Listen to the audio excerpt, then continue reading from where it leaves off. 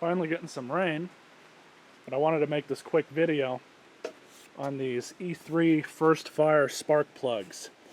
Now, I've had a couple of these pass through my hands over the years, and ironically, well, I guess not ironically, they've all had pretty much the same issue. They just go dead.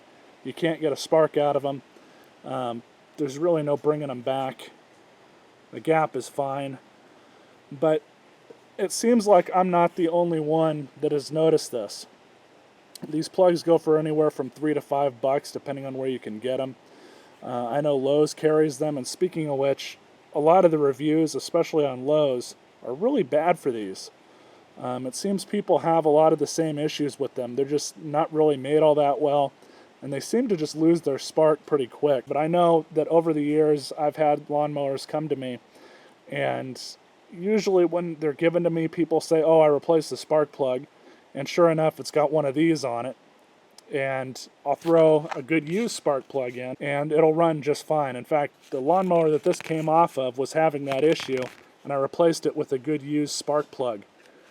And to show you guys how serious I am about this, I purposely keep all the old spark plugs off of motors that I junk.